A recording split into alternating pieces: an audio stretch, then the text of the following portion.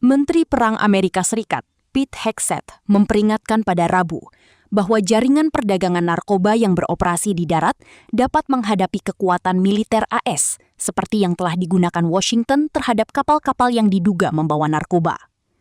Pernyataan itu disampaikan saat Kolombia bergabung dengan koalisi pemberantasan kartel yang dipimpin AS dalam forum Americas Counter Cartel Coalition, A3C, di Panama. Well, I said it to the Colombian Minister of Defense today, who's been a long partner of the United States, frankly, and so with the election of President El Tigre, he's back in the mix, and rightfully so. I said the ACCC had formed, but in some ways it missed part of its core. And with Colombia coming online, and then the changes in Venezuela, which were brought to you by the capabilities of the United States military at Fort Tayuna, we've changed. And by the way, I'd emphasize, America is no better friend and no worse enemy. You don't want to mess with us when we have military capabilities, but when trouble happens, like in Colombia or Venezuela, we're the first ones to show up.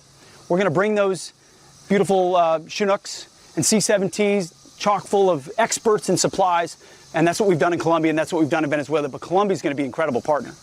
They offered to be a headquarters or a hub for the ACCC as a brand new 19th member.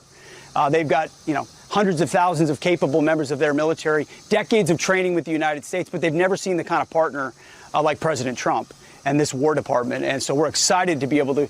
We went quickly into details because that mill-to-mill relationship has been long-standing. Let's just say, country by country, it is overwhelmingly clear that the United States of America is the preferred partner of choice. There are a lot of foreign actors that bring in other influences, whether it be China, Russia, Iran.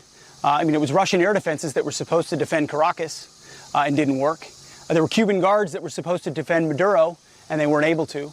And now we're seeing the Cubans and the Russians expelled out of Venezuela. And we're seeing a new government in Colombia. And we're seeing new port contracts on both sides of the Panama Canal.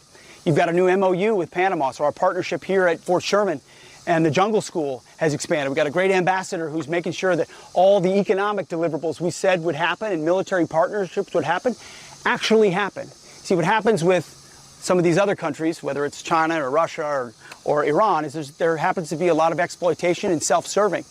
And the United States of America shows up, and we want to respect your sovereignty and find ways to mutually work together that are beneficial to you, that empower your people, that bring prosperity to your country. But President Trump has been clear about the Panama Canal. The United States of America built that canal, secured it with the blood and sweat of a lot of Americans. It's a key piece of terrain. We've got more troops here in partnership with Panama than we've had in a very long time. Panamax is a strategic exercise to defend the Panama Canal.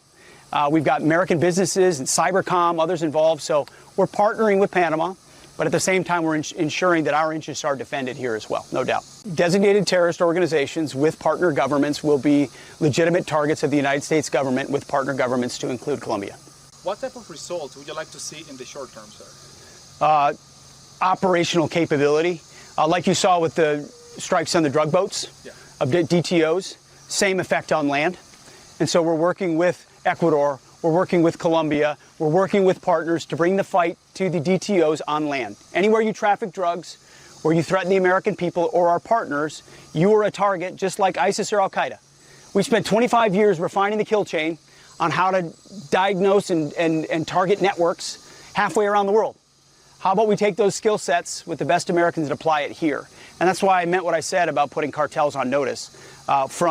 From all the way down here in the cocaine trafficking to fentanyl in the plazas of Mexico. This is a networked fight that we're empowering Southcom and Northcom together in the Western Hemisphere to execute ruthlessly.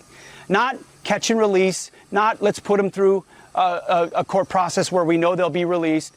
We're going to close with and destroy these networks with every capability. On Cuba, the president says Cuba will be next. Is there a military role in that? Like I've said before, and I think you've seen what happened in other cases, all options are on the table, to include military options. And I think Cuba would be wise to pay attention to the willingness of President Trump to assert American strategic prerogatives, and there's certainly no match for the United States of America. And if you see what foreign influence has been able to do in our hemisphere, it's been pretty minimal. The Russians and the Cubans and the Iranians in Venezuela, the way that countries have moved toward the United States, toward the ACCC, toward this partnership. They understand where the balance of power lies, especially in this hemisphere. And that certainly pertains to Cuba. So we're going to have a lot of options there, and we look forward to it. So. Jelajahi cara baru mendapatkan informasi. Download MetroTV Extend sekarang.